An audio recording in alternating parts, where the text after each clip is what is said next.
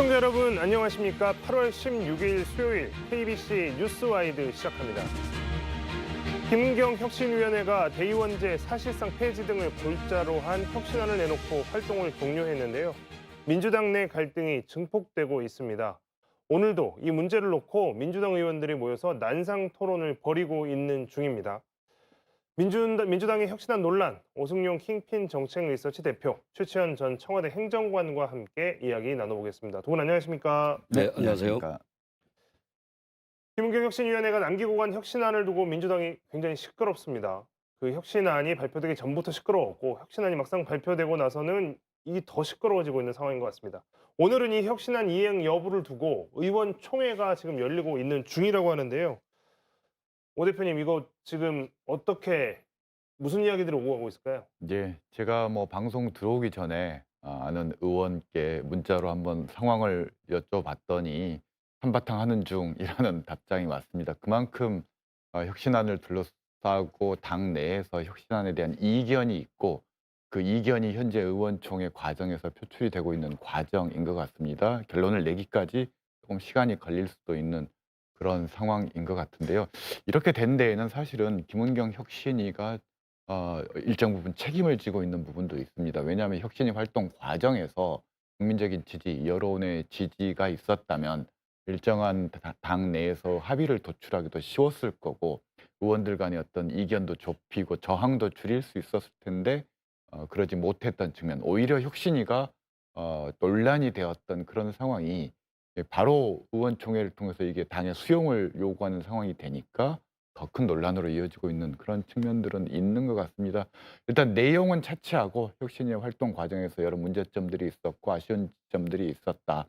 다만 당 내에서 의견 수렴 과정에서 혁신안이 어디까지 수용될 수 있을 것인지 좀 지켜봐야 될 것 같습니다. 네, 행정관님, 일단 오늘 결론을 내자고 모인 자리도 아니었을 거고요. 이견이 굉장히 예견이 된 상태에서 결론이 나지도 않을 것 같습니다. 그런데 이제 또 28일, 29일, 1박 2일 또 워크숍도 있고요. 어쨌든 이 혁신안에 대한 내용들이 당분간은 계속 이야기가 될 텐데 이거 분란이 점점 더 커지지 않을까 이런 생각 드는데요. 네. 정당이 원래 시끄럽죠. 오늘은 특히나 더 좀 시끄러울 것 같은데요. 아직도 이제 160차 의원총회를 진행하고 있는데 끝나지 않고 난상 토론이 좀 이루어지고 있는 것 같습니다. 어 더불어민주당이 이제 미래 비전을 만들어내고 어렵게 혁신안을 좀 제출했는데요.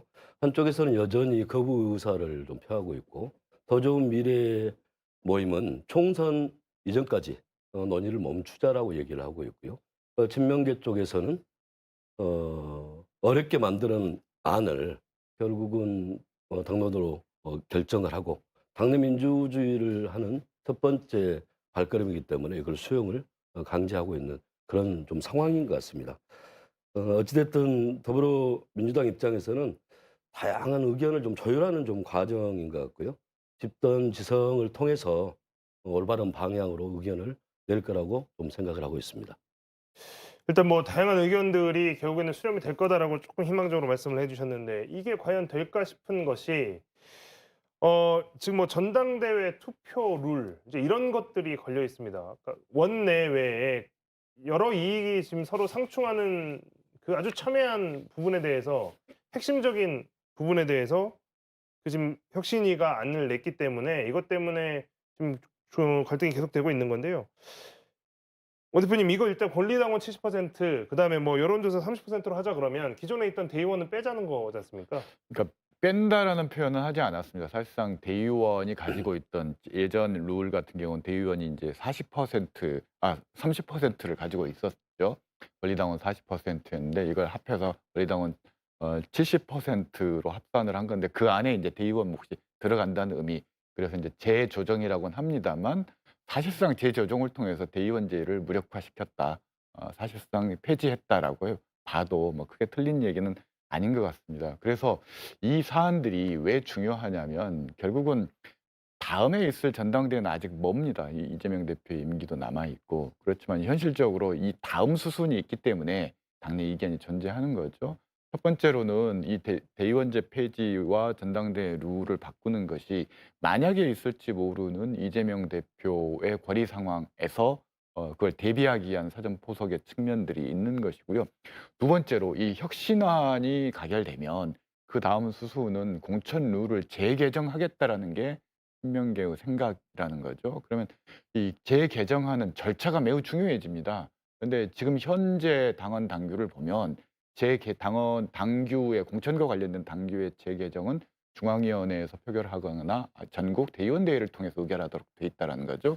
근데 이 절차를 없애서 당원 투표로 의결하자라는 겁니다. 그래서 이런 정치적인 과정들이 다음 수순으로 기다리고 있기 때문에 당연히 이 대의원제 폐지를 두고 친명계와 비명계가 경론을 벌일 수밖에 없는, 이해관계가 정면으로 충돌할 수밖에 없는 그런 상황이라고 보시면 될 것 같습니다.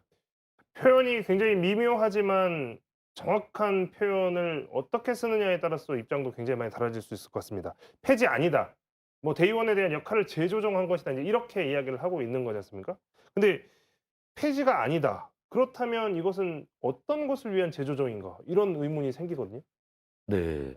팩트는 이렇습니다. 대의원제는 유지를 하되 당대표 최고위원 선출 시에 표의 등가를 좀 조정하자는 것이죠. 지금 당내 더불어민주당의 대의원이 16,000여 명인데요.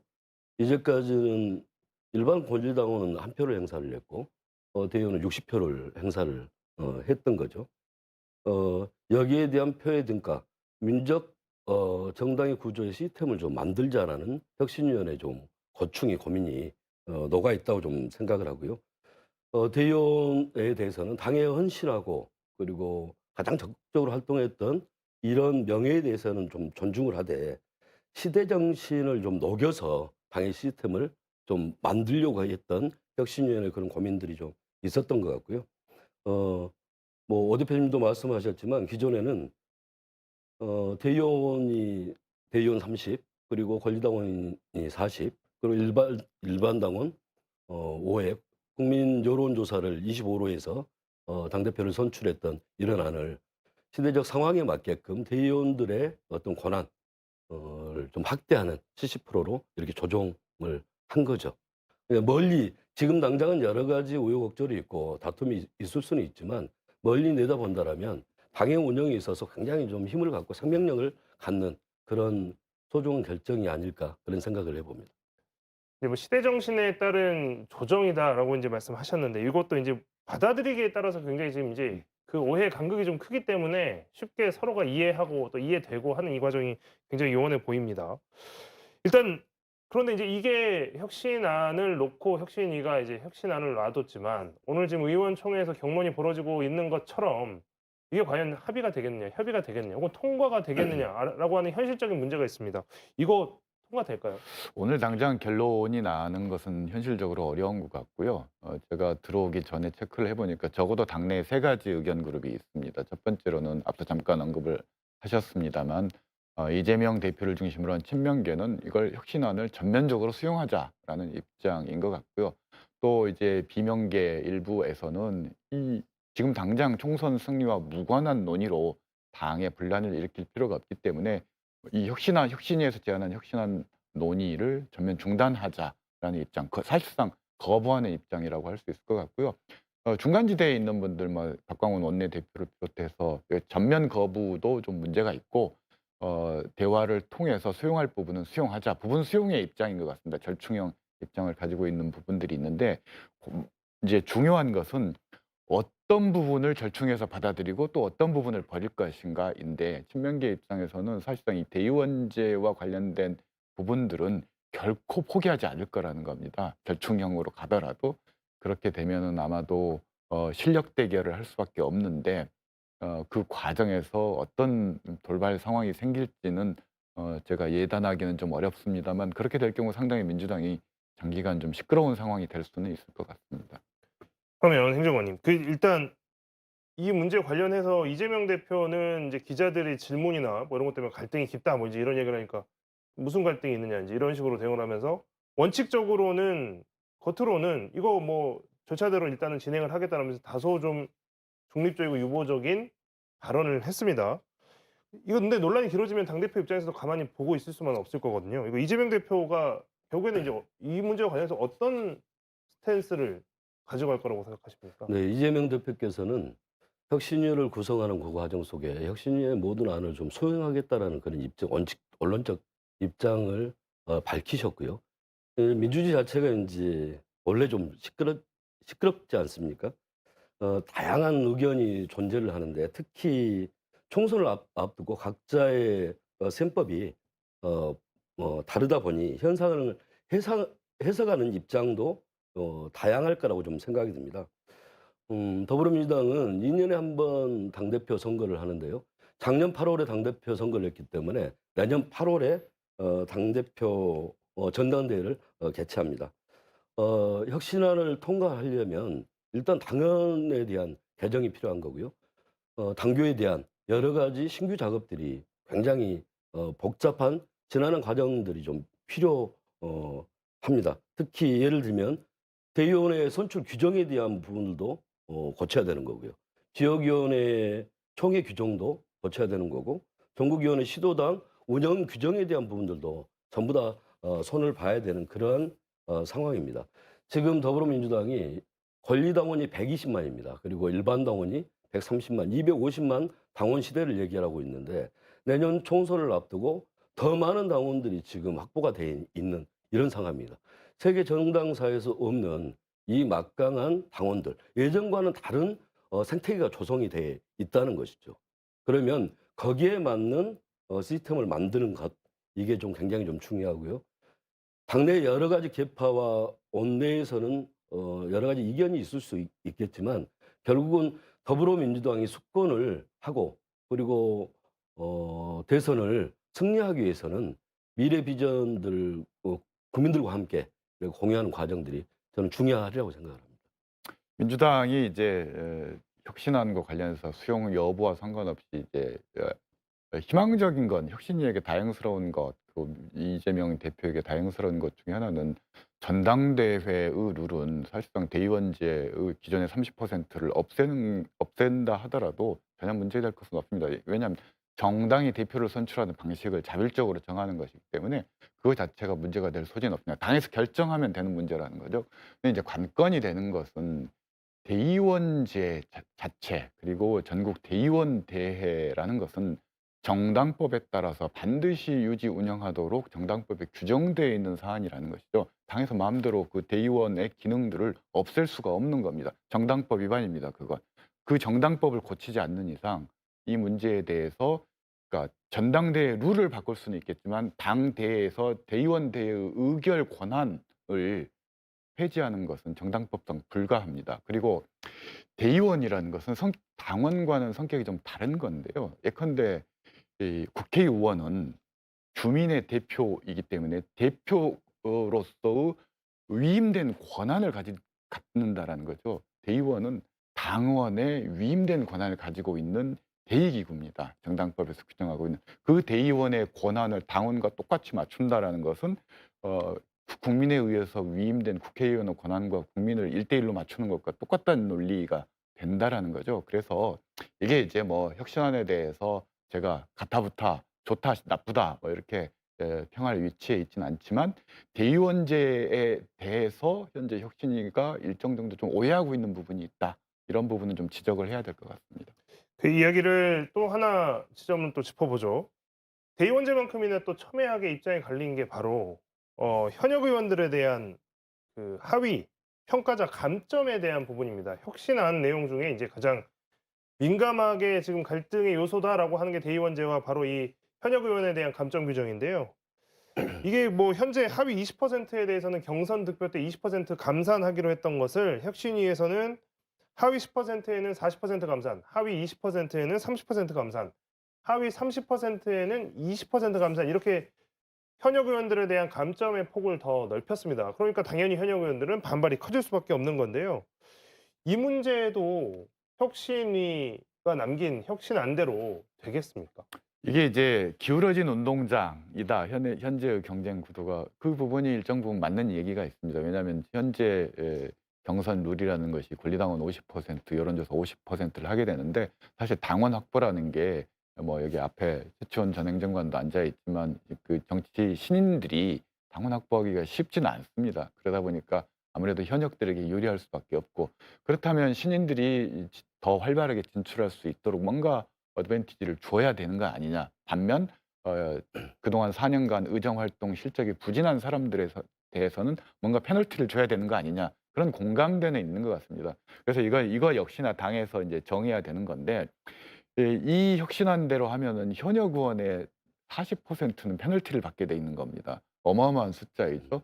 근데 21대 국회의 초선 비율이 정확히 52%입니다. 21대 국회에서.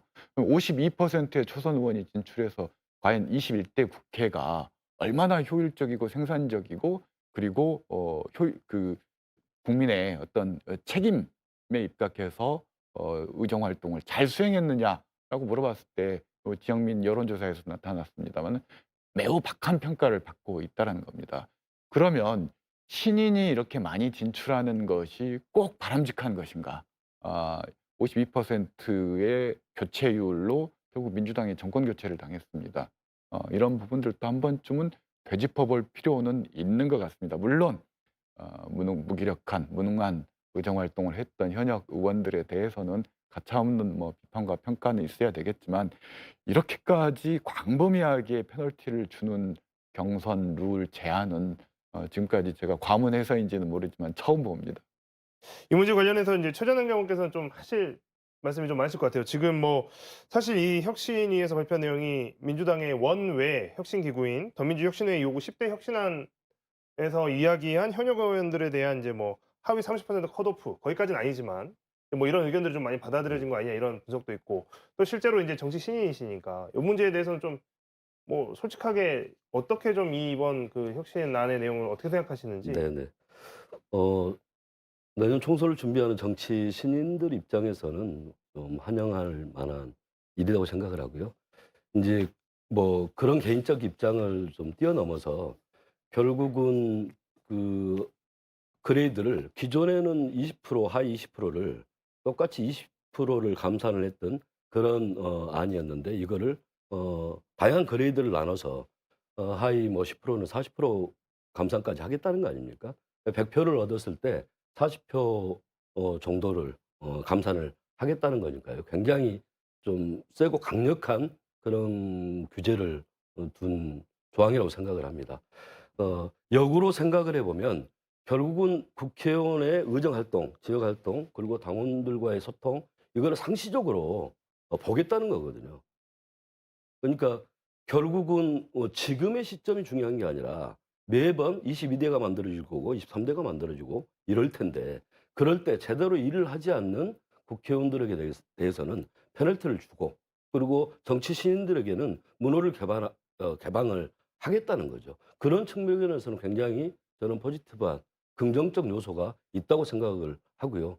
결국은 더불어민주당이 수권 정당으로 나가는 과정 속에 새로운 피를 수혜를 하고 특히 내년 총선에는 혁신과 쇄신에 대한 정확한 화두를 가지고 가야 되는데 여기에 진입 장벽을 좀 낮추는 그런 효과들이 분명히 있다고 저는 생각을 합니다. 두 가지 점은 좀 조정이 될 가능성이 있다고 보는데요. 첫 번째는 10%에서 40%까지 비례 감산이 전례 없는 감산 폭이거든요.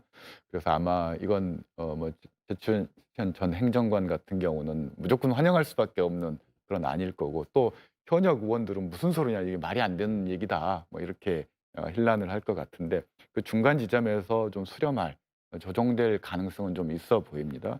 두 번째로는 이게 이제 전국 단위로 적용되느냐 아니면 권역별로 적용되느냐에 따라서 이 파급 효과가 다르다라는 겁니다. 예컨대 전국 단위로 가게 될 경우 호남 지역 의원들이 하위에 들어가는 비율들이 상당히 낮습니다.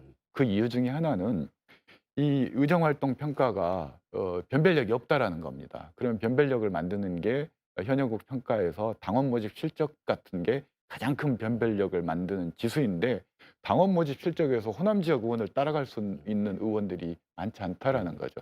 그래서 정작 지난 21대를 앞두고도 이걸 운영해 봤습니다만 호남 의원들이 포함이 안 됩니다. 왜냐하면 의정 활동 실적은 다 양적인 평가에서 다 어느 정도 수준까지는 의원들이 맞춰놓기 때문에 변별력이 거의 없다라는 거죠. 그래서 이걸 호남 권역별로 적용할 경우 그 파급 효과가 차별적으로 적용되는데 호남에서는 이걸 권역별로 적용하면 상당히 현역 의원에게 치명타가 될 수 음. 있다. 그만큼 호남 현역 의원들은 이 규정에 대해서 상당히 반발할 여지가 있다고 저는 봅니다. 또 역으로 좀 생각을 해보면요. 이 평가에 대한 기준을 결국은 뭐 국회의원들끼리의 다면 평가가 있을 수도 있고요. 그 의정 활동에 대해서는 또 보좌진들이나 이분들의 의견이 있을 수도 있는 거거든요. 그리고 이런 것들을 좀 세분화해서 조금 더 당원들이나 국민들이 좀 납득할 만한 이런 것들을 좀 토론을 통해서 만들어낸다라면 이 과정 자체가 국민들과 소통하고 공감하는 이런 과정이라고 생각을 하거든요. 그러니까 정치가 결국은 국민들과 함께 가야 되는 건데 그런 속에 좀 감동을 만들어내는 것 음. 이런 것들은 좀 중요하다고 그러니까 이제 생각합니다. 평가의 핵심은 논란이 없도록 해야 된다라는 거죠. 근데 방금 말씀하셨듯이 어떤 보좌관의 평가라든지 당원들의 평가라든지 이런 평가는 대부분 주관적인 평가일 수밖에 없게 됩니다. 해석에 따라서 달라질 수 있는 입장에 따라서 달라지는 건데 그러면 평가를 당하는 입장에서는 이거 당연히 편파적인 평가라고 문제 제기를 하고 이 평가 과정에 대해서 당이 또 다른 분쟁과 갈등의 소지를 만들 수 있는 거고 그 주관적인 평가를 최대한 배제하고 숫자와 점수를 통해서 해야만이 이게 이견이 줄어들 수 있는 거죠. 그러면 혁신위가 그걸 어떻게 이렇게 잘 지수화해서 어떤 해석에 따른 갈등을 줄일 수 있을 것인가는 큰 숙제일 것 같습니다. 일단 뭐 지금 혁신안을 가지고 논란이 계속되고 있는 상황인데요. 뭐 구체적인 이야기들은 앞으로 좀 더 지켜보면 될 것 같습니다. 주제를 바꿔서 뭐 시간이 많지는 않지만 이 이야기를 꼭 하고 넘어가야 될 것 같습니다. 이재명 대표가 백현동 개발 특혜 의혹과 관련해서 조사를 받습니다. 내일 17일에 이제 검찰에 이제 출석을 합니다. 또 출석을 하는데 올해 들어서만 벌써 네 번째입니다. 백현동 개발 특혜 의혹은 이 대표가 2015년 성남시장으로 재직할 당시에 옛 한국식품연구원 부지를 아파트 단지로 개발하는 과정에서 개발 업체에 인허가 등 각종 특혜를 제공했다는 내용입니다. 이 관련해서 뭐 최근에 이 대표가 이론 한 푼 안 취했다. 뭐 이렇게 하면서 아주 강력하게 반발하고 있는데요. 자, 이거 반박하고 하지만 이제 검찰은 또 출석을 요구를 했고 어떻게 흘러갈 거라고 보세요? 두 가지는 확실한 것 같습니다. 첫 번째 뭐 여러 언론에도 나왔습니다만 4단계 이 용도 변경이 이루어졌다는 것 그것이 이례적이라는 것은 확실한 것 같습니다. 그렇게 이제 급격하게 단기간에 다뤄졌던 전례가 없기 때문에 그렇다라는 거고요. 두 번째로는 이 모든 이재명 대표를 둘러싼 의혹이 어떤 객관적인 증거에 의한 것이 아니라 아시아 디벨로프라는 그 개발사죠. 그 정바울 대표의 증언에 의한 의혹이라는 것이죠. 그렇다면 이 증언을 뒷받침할 수 있는 증거는 검찰이 과연 찾아내고 소환을 한 것인지에 대해서 저는 좀 의구심이 있습니다. 그래서 만약 이 정바울의 증언을 입증할 만한 또 다른 물증이라든지 또 다른 어떤 피고인들의 어떤 증언들이 나오지 않는다면 이걸 가지고 기소하는 것이 쉽지는 않을 거라고 봅니다. 일단 이재명 대표 측은 방금 뭐 오 대표님 말씀해 주셨던 것처럼 검찰이 또 이거 뭐 특정한 사람 언론만 명백한 물증도 없이 또 나를 망신 주는 거 아니냐 뭐 이제 이런 식으로 주장을 하는 것 같습니다. 어제는 SNS를 통해서 검찰 진술서 요약본까지 공개하면서 강하게 반박을 했는데요. 지난번 대장동 특혜 의혹 때는 검찰 출석했지만 진술을 거부한 채로 수사를 받고 나왔습니다. 행정관님, 그 이거 이번에도 뭐 역시나 비슷한 상황이 반복될까요? 네. 어제 공개 메시지를 냈고 그리고 검찰 진술도 요약본도 공개를 했습니다. 이재명 대표의 입장은 좀 명확한 것 같습니다.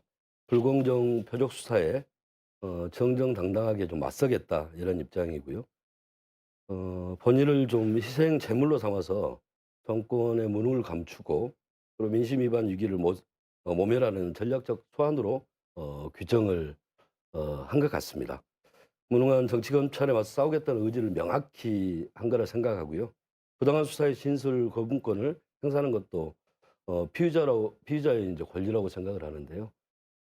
검찰의 무리한 수사와 기소 때문에 발생한 사법 리스크라 하더라도 이에 대응하는 당사자의 사법 대응 전략과 방식에 대해 많은 시민들의 동의와 지지를 받는 것이 중요하다고 봅니다.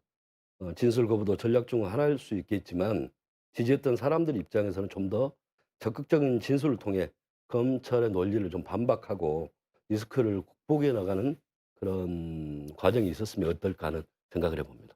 자, 이 문제 관련해 가지고 또 중요한 게 그럼 검찰이 영장을 언제 치겠느냐 이게 지금 또 관심사지 않습니까? 네네. 검찰이 영장을 8월에 치느냐, 뭐 9월에 치느냐, 뭐 회기 중이어야 뭐 회기 중에 할 것이다, 아니면 그 전에 할 것이다. 거기에 대해서 또 다양한 정치적인 해석이 있는데 검찰이 영장을 청구 뭐 한다고 했을 때 네.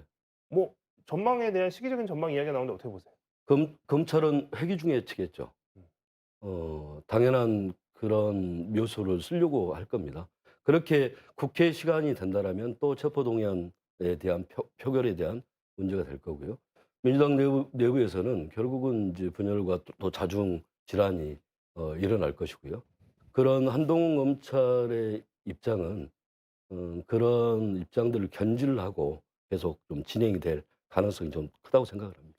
오 대표님 그렇다면 뭐 이제 뭐 회기 중에 영장 청구를 할 것이다, 이제 이런 예상들이 많이 나오고 있는데요. 어쨌든 이재명 대표는 불체포 특권은 포기하겠다라고 한번 이야기를 했지 않습니까?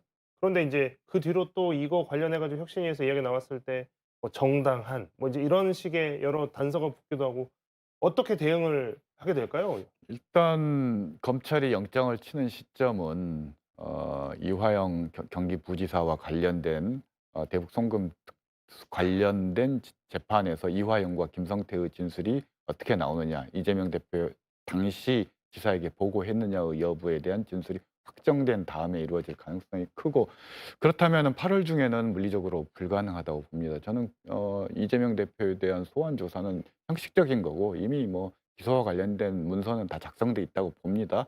정기국회 시작되면 바로 칠 가능성이 높다고 보고요.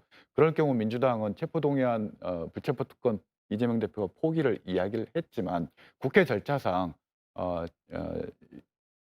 국회로 이제 법무부에서 넘어오게 되면은 표결은 할 표결을 수밖에 해야죠. 없는 그런 절차를 가지고 있고요. 그렇다면 민주당 입장에서는 자연스럽게 이제 찬성 하면서 중요한 것은 이것이 이제 서울중앙지원에서 구속작부심을 받게 되는데, 이게 3명의 영장 전담 판사의 성향이 또 다 다릅니다.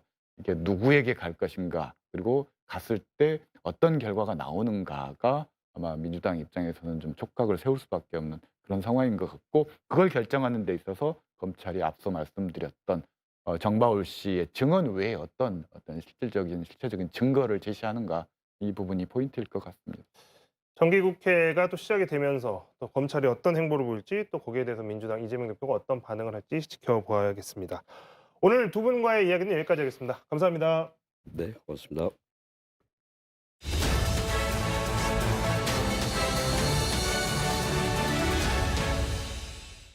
서울광역방송센터입니다. 오늘 여의도 초대석은 국회 산업통상자원 중소벤처기업위원회 위원장 이재정 더불어민주당 의원과 함께 산자위 현안 이슈 얘기해 보겠습니다. 위원장님 어서 오십시오. 네, 안녕하세요.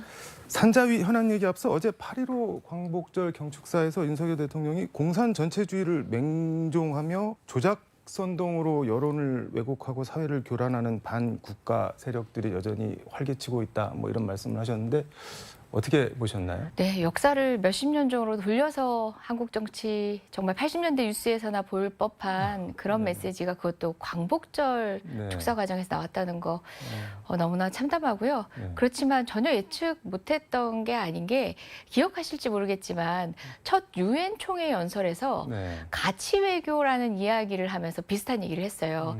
당시에 그 이야기를 들었던 미국의 많은 학자분들이나 네. 정치인분들도 그 얘기를 했어요. 약간 메카시 느낌이 나는, 당시에 그 워딩이 그대로 있었습니다. 영어로 연설을 네. 하던 당시에. 네. 메카시 느낌이 나는데 느닷없이 왜 이런 메시지가 유엔 현장 연설에 들어가야 했을까라는 얘기를 했는데, 심지어 8.15 광복절에 다시 한번 그 얘기를 하면서 네. 지금 시대가 요구하고 있는 이제 역사성에 기반한 대통령의 발언으로는 너무나 부적절했죠. 게다가 지금 일본에서는 야스쿠니 신사 참배 네. 예년보다 훨씬 더 대규모로 이루어진 것에 대해서 많은 분들이 공분을 하고 있는데 네. 관련한 언급, 뭐 물론 대통령이 언급하기엔 적절하지 않을 수 있지만 충분히 역사 안에 반추해서 적당한 메시지를 넣을 수가 있거든요. 일본에 대해서는 굉장히 과거를 묻지 말자라는 식의 이제 미래 얘기가 굉장히 공허하게 들렸었는데 심지어 국내 정치 세력을 향해서 네. 몇십 년 전에나 불법한 그런 메카시적 메시지 참 그 현실 자체가 사실 우려스럽기도 하지만 더 우려스러운 건 그런 가치관으로 국가 경영을 해나가는 이제 내일을 바라보는 국민들의 심정이 어떠실까 싶습니다. 근데 이런 말씀도 하셨는데 공산 전체주의 세력은 늘 민주주의, 인권, 진보주의 행동가로 위장하고 허위선동, 야비, 패륜적인 공작을 일삼고 있다 뭐 이렇게 하는데 민주주의를 위한 변호사 모임 민변 출신이시잖아요. 그러면 공산 전체주의는 아니시죠? 민주가 들어가고 있는데. 인문학적 소양도 너무나 부족하셨어요. 정말 그야말로 단순하게 묶어가지고 네. 적당히 이제 극우파에게나 설득 가능한 그런 워딩을 써가지고 얘기하셨는데 바로 그게 그 유엔 연설에 그 방식으로 있었어요. 우리 사회에서 네.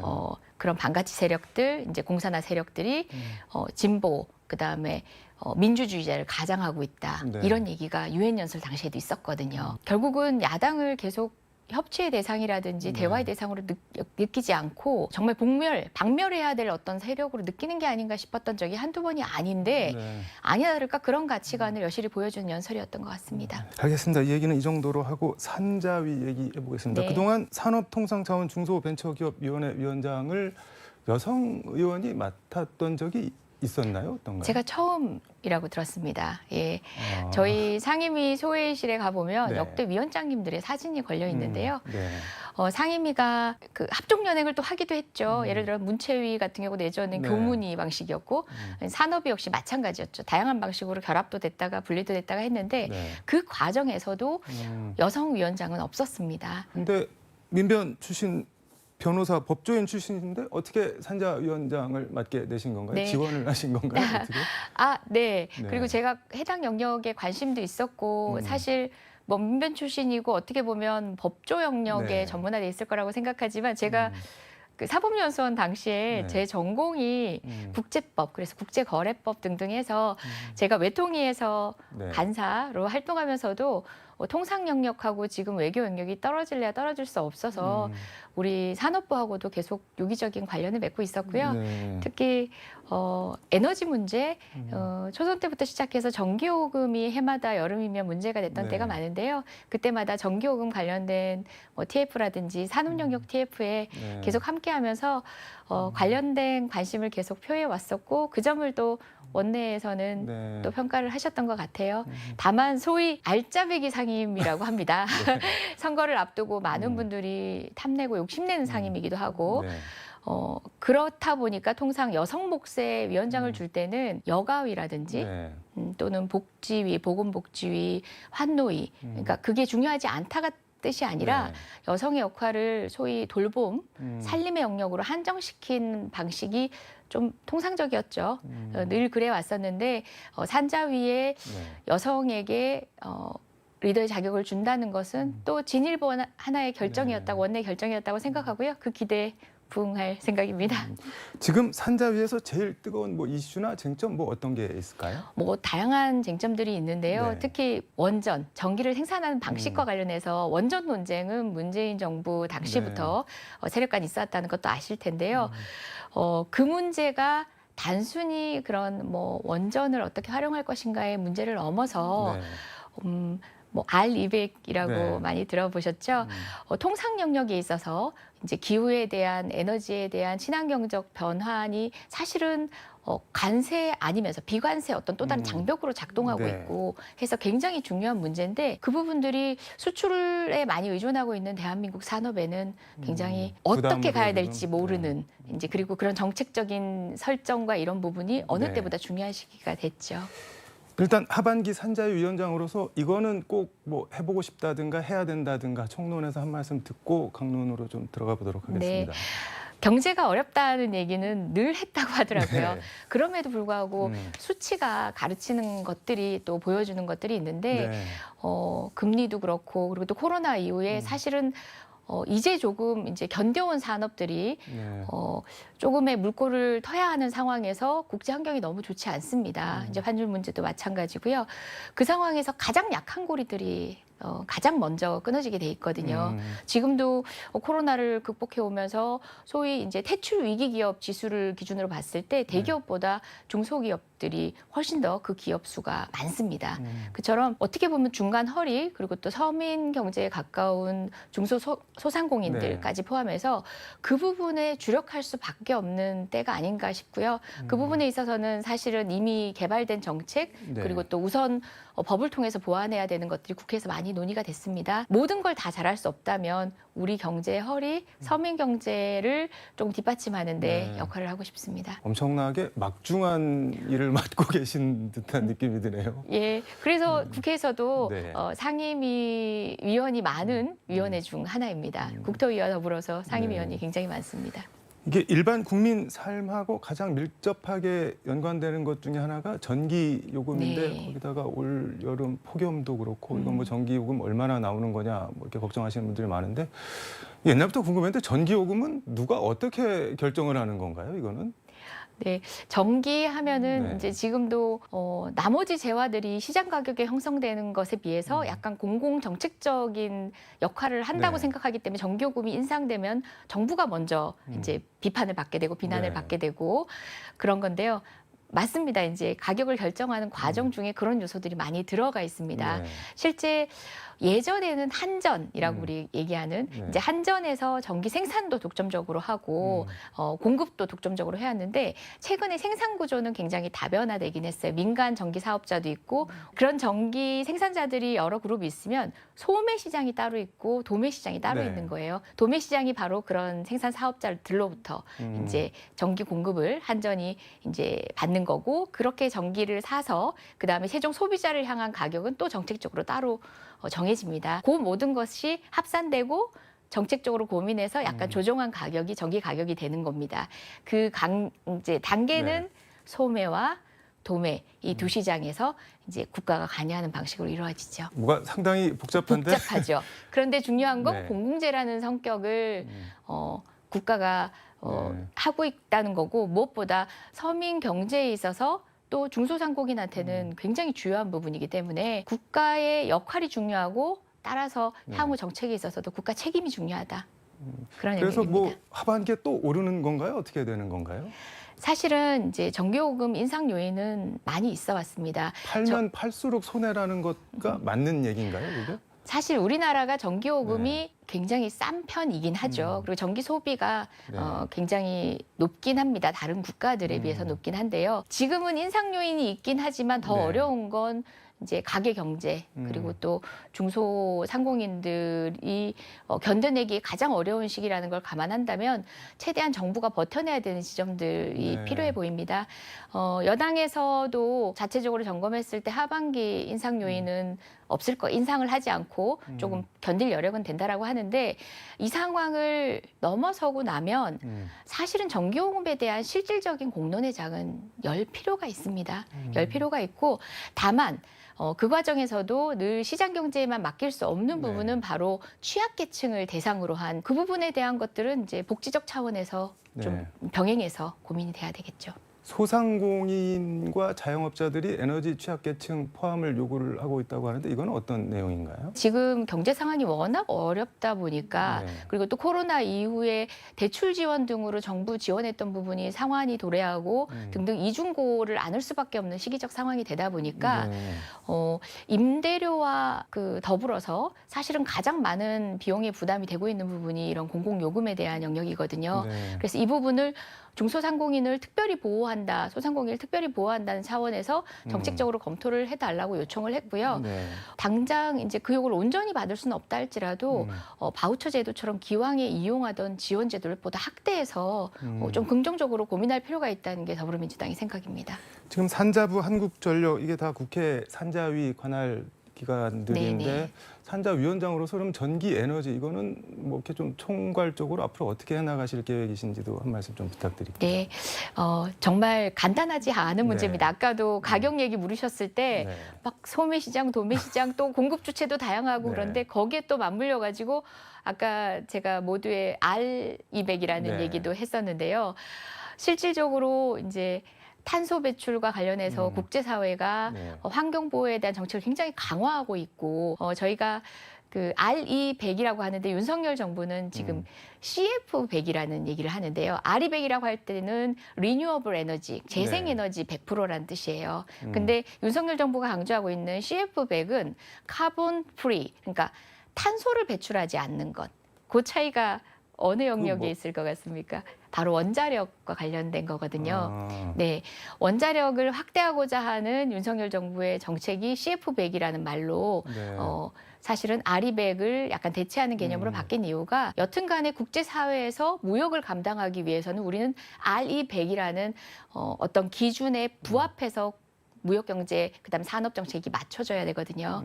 이 상황에서 결국은 산자위에서 다 다룰 수밖에 없는 그 원전 문제라든지 근원적인 대치점에 네. 있는 문제들이 사실은 더 이상 회피할 수 없는 문제가 돼 있는 형국입니다. 상당히 어려운데 그래서 윤석열 정부가 제대로 방향을 잡고 간다고 보시는 건가요? 아니면 방향 자체가 좀 이상한데 이렇게 보시는 건가요? 예, 제가 방금도 RE100과 별도로 네. CF100이라는 말을 만들고 있다. 근데 뭐 국제사회를 견인하면 모르는데 혼자 먼저 달려가지고는 되는 게 아니잖아요. 이게 우리나라 같은 우리나라에서만 무역국가에서는. 쓰는 말인가요? CF100이라는 건? 그런 말이 우리나라에서만 쓰는 말은 아닌데요. 이토록 정부 정책에 굉장히 유의미하게 작동하는 경우는, 그러니까 학계에서 얘기하거나 산업계에서 얘기는 네. 하긴 합니다만은 정부 정책에 특히 여당이 이렇게 주도적으로 거기에 힘주어서 먼저 강조하기는 쉽지 않은 말이죠, 사실은. 근데 프랑스 같은 데는 재생에너지를 강조를 하면서도 원자력은 또 버리지는 않고 있잖아요. 맞습니다. 프랑스 같은 경우가 석탄 에너지가 부족하다 보니까 원전에 많이 네. 의존을 하고 있어서 그럼에도 불구하고 원전을 강조하는 프랑스 같은 경우도 네. 고준위 폐기물 문제라든지 이제 원전에 직접적으로 관련되는 문제를 회피하지 않고 해결을 하고 있습니다. 우리나라 같은 경우는 고준위 폐기물, 다시 말해서 쓰레기는 생산하고 있는데 네. 버릴 곳이 없어요. 그냥 집 앞마당에 지금 쌓아놓고 있는 상황이거든요. 관련된 법안이 지금 국회에서 가장 뜨거운 쟁점이긴 한데요. 네. 고준위 폐기물은 나라 밖으로 뺄 수가 없습니다. 국제사회에서. 네. 우리나라의 어딘가에는 둬야 되는데 이 논제를 계속 미루면서 원전을 계속 가동하면 고준위 폐기물은 계속 쌓이는 거잖아요. 그래서 원전을 계속 가동하더라도 반드시 필요한 문제인데 네. 사실은 뭐 저희 정부에서도 송구한 말이지만 네. 이제 해결하지 못했던 문제죠.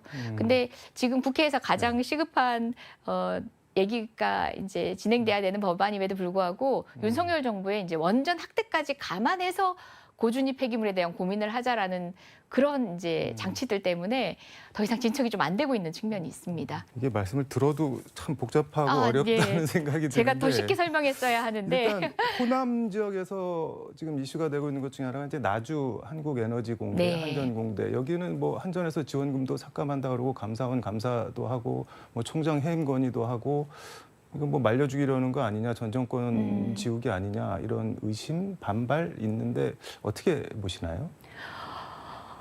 이게 네. 윤석열 정부가 국제사회의 에너지 전환에 발빠르게 대처하는 우리나라의 그래도 강점이 될 수 있는 사실은 계획이 바로 한전공대의 모습이거든요.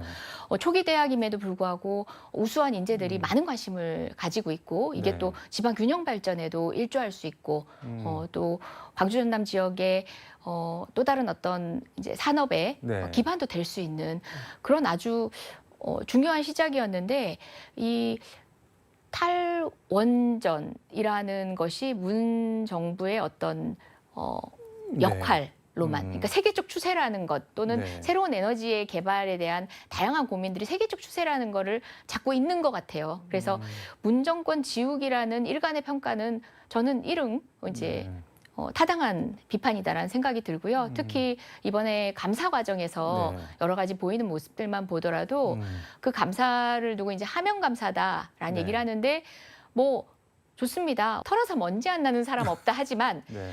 털어서 어쨌든 나온 먼지에 대해서는 책임을 지우는 건 맞는데 지금 돌아가는 형국을 보면 하명 감사일 뿐만 아니라 네. 나온 먼지에 비해서 과하게 책임을 묻는 방식으로 그리고 또 여론 재판이나 언론 재판을 굉장히 과잉되게 하고 있어요. 지금 막 몇백억 단위의 뭔가 비리가 있는 것처럼 언론에는 보도가 네. 됐었잖아요. 근데 정작 부적절한 사용이라고 생각해서 환수 조치를 하기로 한 거는 몇백억이 아니라 5,900만 원 정도. 소위 법인카드 용도 네. 등에 있어서 엄격하게 규정을 적용했을 때 문제가 있다 생각하는 그 부분이죠. 그러니까 몇백억하고 비교하면 엄청난 차이인 거죠. 그런데도 그 총장의 해임까지 건의해야 한다든가 이제 태클을 거는 그런 방식으로 이제 조직 자체, 존립 자체를 뒤흔드는 방식으로 가고 있다는 게 좀 우려스럽습니다. 이게 말씀하신 대로 단순히 에너지공대 학교, 대학 하나 문제가 아니라 네. 문재인 정부에서 추진했던 탈원전 기조를 이제 거꾸로 가려는 그런 기조 변화 차원에서 뭐 이루어지고 있는 거 아니냐 이렇게 보는 분들도 많이 계신데 네. 국회에서 그거에 대해서 대처할 뭐 수단이나 방법이 있나요? 아니면 그냥 처분을 밖에서 그냥 지켜보기만 해야 되나요? 어떻게 해야 되나요? 지금도 계속 이제 감사원 감사 과정의 문제점들 그리고 또 그 산업부 자체 감사 네. 어떻게 하라 이런 주문을 하는데 총장 해임까지 거론을 하고 있다는 것 자체가 굉장히 네. 정치적으로 접근하는 거고 특히 그 법률적인 얘기를 하면서 지금 현재 한전공대는 총장에 대해서 그 소위 징계를 할 수 있는 다른 규정이 없고 해임권만 있다는 거죠. 근데 제가 또 법조인이다 보니까 그렇게 최고로 강화된 조치 하나만 있다는 얘기는 가장 중한 벌을 항상 줘야 되는 게 아니라 그에 상응한 비리가 있을 때만 그 가장 중한 벌이라는 네. 게 유임이 이제 비로소 작동이 등장해야 되는 거죠. 그래서 그거는 비례 원칙에 어긋난다라고 이제 지적을 지금 계속 하고 있고 네. 그 부분에 대해서는 감사했던 주체들도 사실은 조금 수긍을 하고 있습니다. 네. 그래서 정치적으로 과잉된 부분에 대해서는 끝까지 이제 국회가 그거는 네. 적절한 제동을 통해서 이렇게 중요한 산업적 기반이 될 수 있는 이제 소중한 재원들이 네. 무너지지 않도록 특히 우리 입시 과정에서 또 지원하려는 수많은 학생들도 있고 이제 네. 산업 일꾼들이 있는데 그들에게도 또 다른 시그널이 되고 이제 불안을 준다는 것도 굉장히 우려되는 지점들이거든요. 그리고 아까 이제 탈원전 얘기하셨는데 뭐 탈원전 기조에 대한 윤 정부의 그 문재인 정부 반 이제 뭐 anything but moon이라고 하잖아요. 이제 문재인 정부에 대한 그런 윤 정부의 인식도 인식이지만 그 과정에서 놓치고 있는 건 한전공대처럼 굉장히 적극적으로 이 다변화하는 에너지 체계, 국제 무역 체계 고민해야 되는 네. 주체들을 생산하는 이 중요한 일을 놓친다는 점. 그러니까 뭐 그 탈원전, 뭐 네. 원전 이 문제를 넘어선 문제라는 거는 우리 정부도 알았으면 좋겠습니다. 네. 알겠습니다. 오늘 말씀은 여기까지 듣도록 하겠습니다. 고맙습니다. 네, 고맙습니다. 지금까지 서울광역방송센터에서 이재정 국회 산자위원장과 함께 전해드렸습니다.